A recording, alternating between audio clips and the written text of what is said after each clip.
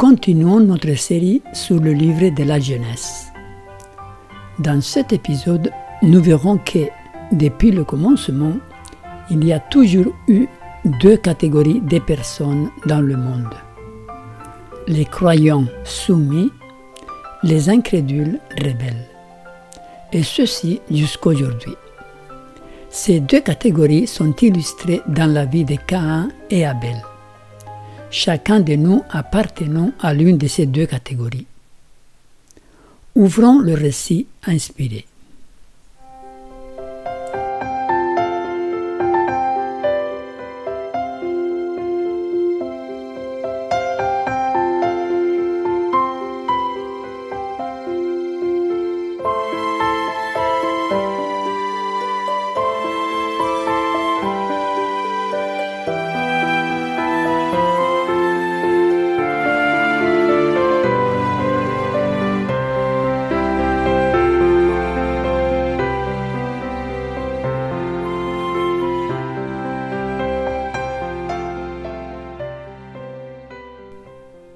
Ancré dans la Genèse. 6e épisode.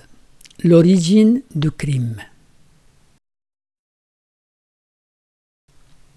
Lisons Genèse 4, versets 1 et 2. Adam connut Ève, sa femme. Elle conçut et enfanta Caïn, et elle dit : J'ai formé un homme avec l'aide de l'Éternel. Elle enfanta encore son frère Abel. Abel fut berger et Caïn fut laboureur. Les fils d'Adam, Caïn et Abel, étaient très différents de caractère. Abel avait des dispositions à la piété. Il s'était rendu compte que les voies de Dieu envers l'homme pécheur sont empreintes de justice et de miséricorde, et il acceptait avec reconnaissance l'espérance de la rédemption. Caïn, en revanche, nourrissait toutes sortes de pensées amères. Il murmurait de ce que Dieu, en raison du péché d'Adam, avait prononcé une malédiction sur la terre et sur le genre humain. Il s'abandonnait aux pensées mêmes qui avaient amené la perte de Satan, à l'ambition et au doute à l'égard de la justice et de l'autorité divine. Comme Adam et Ève, ces deux frères durent prouver leur fidélité à l'égard de la parole de Dieu. Ils connaissaient les conditions du salut et comprenaient le système divinement institué des sacrifices. Ils savaient qu'en se conformant à ces rites, ils exprimaient leur foi en un sauveur à venir, reconnaissant qu'il n'y a de pardon qu'en lui seul et manifestant leur soumission à la volonté divine. Les deux frères préparèrent deux autels semblables et y apportèrent leurs offrandes. Celle d'Abel, conformément à l'ordre divin, consistait en un agneau de son troupeau.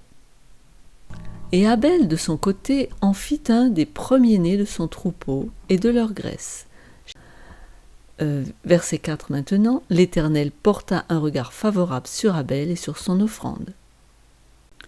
Le feu descendit du ciel et consuma le sacrifice. Caïn, en dépit des instructions reçues, nettes et précises, déposa sur son autel non pas un agneau, mais des produits de son verger. Caïn, lui, fit à l'Éternel une offrande des fruits de la terre.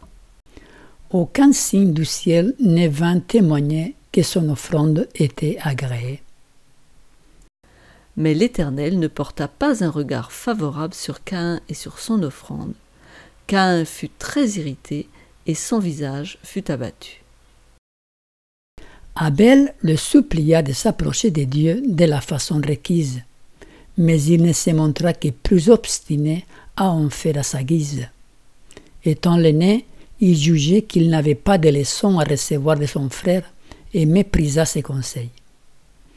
Caïn s'était approché de Dieu, le murmure sur les lèvres et l'incrédulité au cœur à l'égard de l'expiation promise et de la nécessité des sacrifices. Son offrande n'impliquait aucun aveu de ses fautes, ainsi que beaucoup de nos contemporains, C'était pour lui un acte de faiblesse que de suivre scrupuleusement les directions divines et d'attendre son salut uniquement d'un sauveur à venir. Déterminé à conserver son indépendance, fort de ses mérites, au lieu de s'approcher de Dieu avec un agneau dont le sang se fût mêlé à son offrande, il avait apporté du fruit de son travail. Par ce geste, il pensait offrir à Dieu un hommage qui lui assura son approbation. Il avait obéi, il est vrai, en érigeant son autel. Il avait encore obéi en apportant une offrande. Mais cette obéissance était incomplète. Il y manquait l'élément essentiel, l'aveu du besoin d'un Rédempteur. Du point de vue de leur instruction religieuse, les deux frères étaient égaux. Pécheurs tous les deux, ils reconnaissaient également leur devoir d'adorer Dieu et de le révérer. Jusqu'à un certain point, vu superficiellement, leur religion était la même. Passé cette limite, la différence était énorme. C'est par la foi qu'Abel offrit à Dieu un sacrifice plus excellent que celui de Caïn. Abel avait compris les grands principes de la rédemption.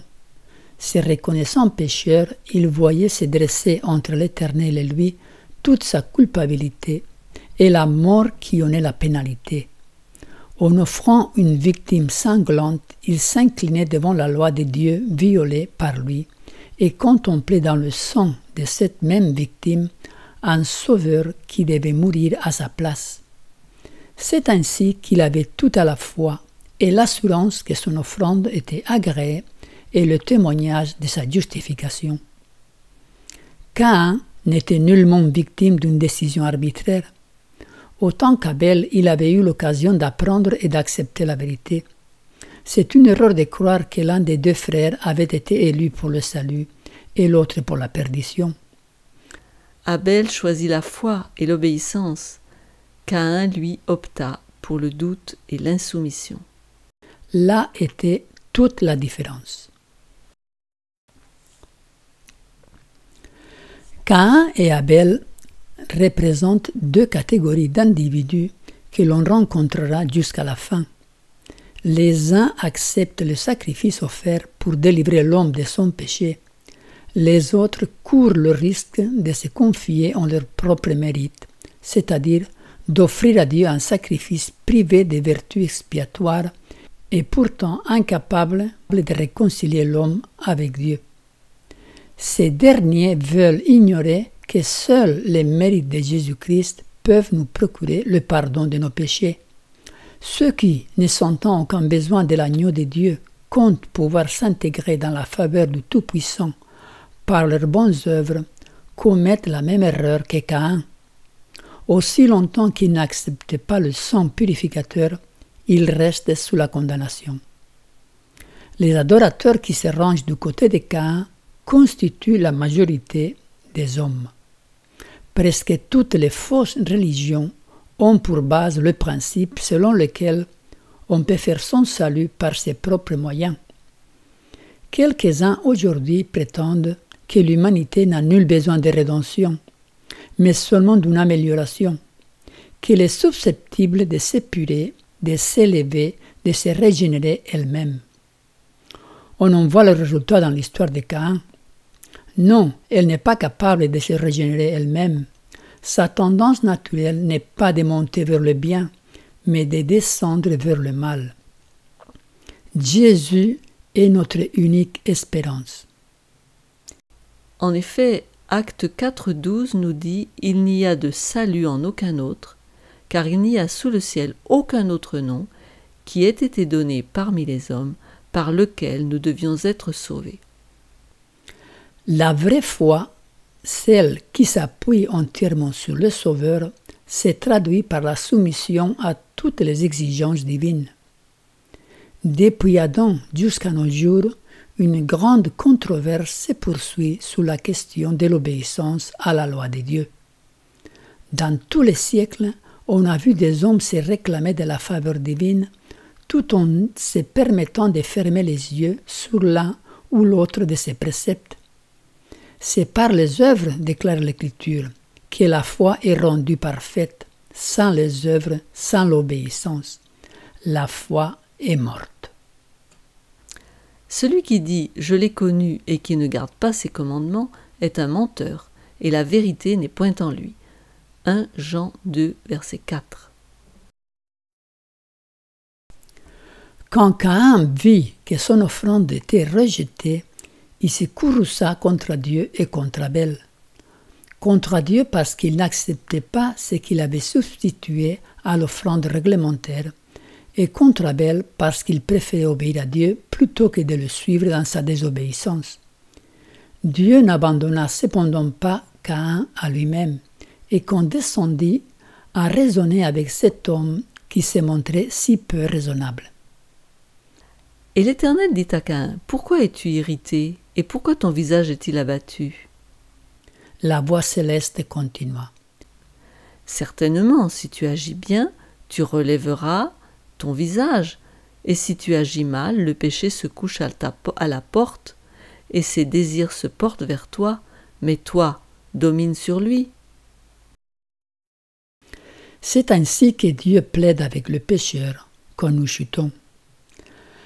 L'alternative est devant Caïn, ou bien il acceptera les mérites du Sauveur promis et obéira à Dieu pour jouir de sa faveur, ou bien il persistera dans son incrédulité et dans sa désobéissance, et dans ce cas, Dieu l'abandonnera sans qu'il ait aucun motif de se plaindre. Au lieu de reconnaître sa culpabilité, le fils aîné d'Adam continue à se plaindre de l'injustice de Dieu et à jalouser haineusement son frère.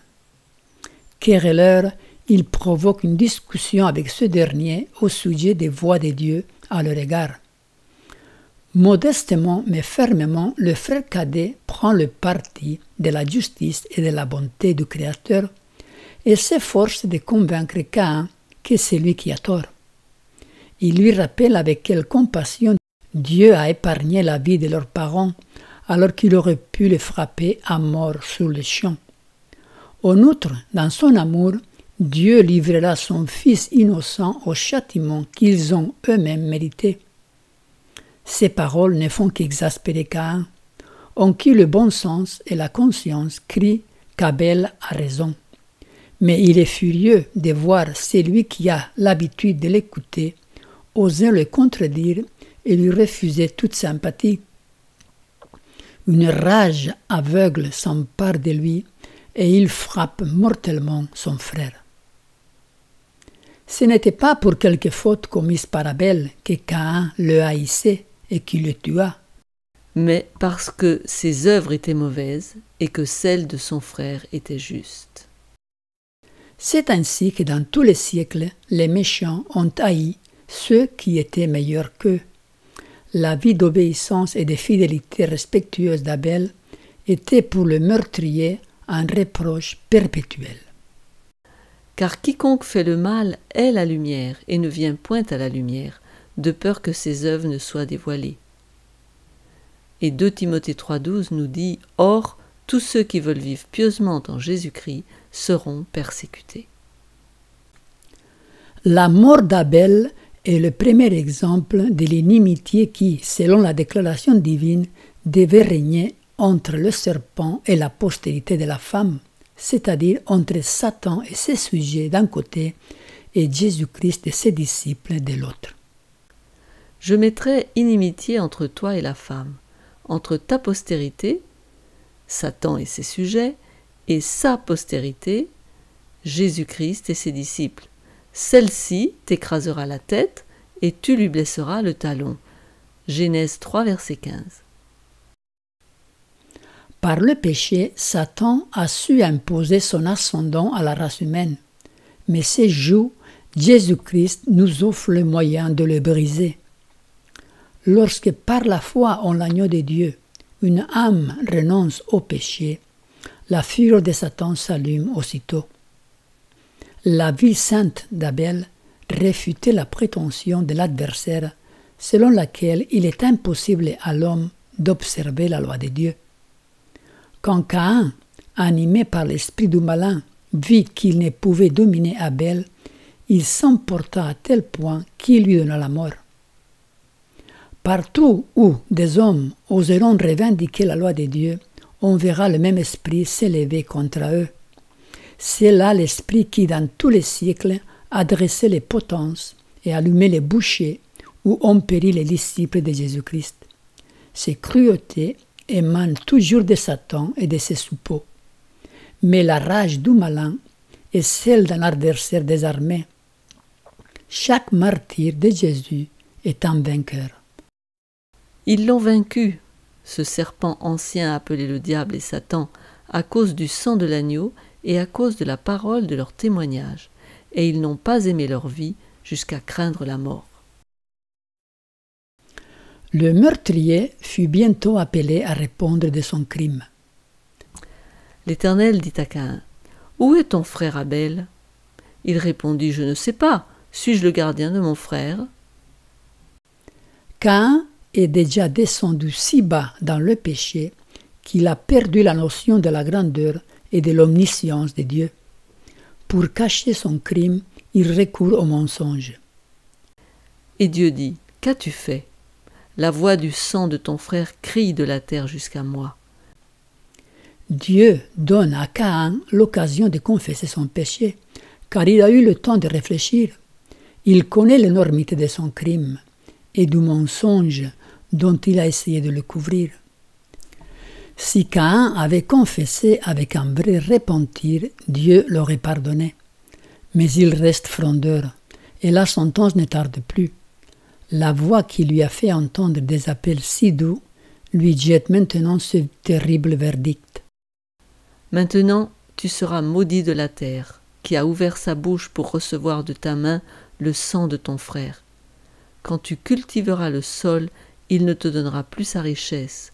Tu seras errant et vagabond sur la terre. En épargnant la vie du premier meurtrier, Dieu voulait donner à tout l'univers une leçon sur le conflit séculaire entre le bien et le mal. La sombre histoire de Caïn et de ses descendants devait être un exemple de ce qui serait arrivé si Dieu avait permis aux pécheurs de poursuivre éternellement leur révolte contre lui. La miséricorde de Dieu n'eut pour effet que d'aggraver l'arrogance des impies. 15 siècles après la sentence prononcée sur Caïn, l'univers put constater dans le spectacle d'un monde plongé dans la souillure et le crime les fruits de l'influence et de l'exemple du premier meurtrier. Il devint manifeste que la sentence de mort prononcée sur les hommes était à la fois juste et miséricordieuse. On vit que plus ceux-ci vivent longtemps dans le mal, plus ils deviennent insolents. On comprit que le verdict coupant court à une carrière d'iniquité débordante et débarrassant le monde d'êtres endurcis dans le péché était non pas un malheur, mais un bienfait. Dévoré par un zèle frénétique, Satan travaille sans relâche et sous mille déguisements à calomnier le caractère et le gouvernement de Dieu. Grâce à des vastes plans, à une organisation savante et à une énergie farouche, il s'efforce de retenir les habitants du monde dans les filets de l'imposture. De son côté, grâce à une stratégie d'une ampleur incomparable, l'être infiniment sage, qui voit la fin dès le commencement, prépare non seulement l'écrasement de la révolte, mais le dévoilement de son caractère devant l'univers. Les fidèles habitants des autres mondes surveillaient avec une profonde attention ce qui s'est passé sous le nôtre. Le tableau de l'humanité leur révélait quels auraient été dans le ciel les résultats de l'administration de Lucifer, qui rejetait l'autorité de Dieu et faisait fi de sa loi. Cette race de malfaiteurs éhontés leur fournissait un échantillon authentique de ce que deviennent bientôt les sujets du grand révolté. L'Éternel vit que la méchanceté des hommes était grande sur la terre, et que toutes les pensées de leur cœur se portaient chaque jour uniquement vers le mal. Chez ces hommes, chaque impulsion du cœur ou de l'imagination était opposée au principe divin de pureté, de paix et d'amour. Telle était l'effroyable moisson de la politique de Satan qui consiste à affranchir les créatures de Dieu des barrières de sa loi.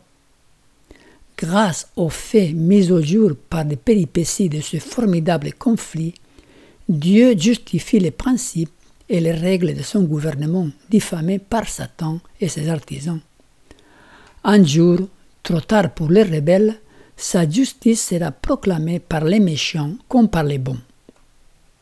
Au fur et à mesure que se développe le front gigantesque de son ordre de bataille et que l'heure du dénouement s'approche, Dieu recueille au long des siècles la sympathie et l'approbation de tout le monde. Cette sympathie et cette approbation ne lui feront pas défaut lors de l'extirpation définitive de la grande rébellion. Il sautera alors aux yeux de tous que les contempteurs des divins préceptes se sont rangés du côté de Satan et ont fait la guerre à Jésus-Christ. Aussi, quand le prince de ce monde sera jugé et que ses partisans partageront son châtiment, tout l'univers en qualité de témoin à charge fera retentir cette clameur. Tes œuvres sont grandes et admirables, Seigneur Dieu Tout-Puissant. Tes voies sont justes et véritables, Roi des nations. Apocalypse 15, verset 3. En résumé, Caïn et Abel représentent deux catégories de personnes présentes dans le monde. Les croyants soumis, les incrédules rebelles. La vie de Caïn porta des fruits. La perversion du monde antédiluvien fut telle que Dieu décida d'exterminer l'humanité. Le mal ne peut pas durer éternellement, car il aura été démontré qu'il n'est pas viable. Lors de l'écrasement final de celui-ci, l'univers sera témoin de la justice et l'amour de Dieu. Suivons l'exemple d'Abel et avec humilité et confiance, attendons la récompense de la foi. C'est par la foi qu'Abel offrit à Dieu un meilleur sacrifice que celui de Caïn. C'est par elle qu'il a reçu le témoignage d'être juste, Dieu approuvant ses offrandes. Et c'est par la foi qu'il parle encore, bien qu'étant mort. Hébreux 11, verset 2.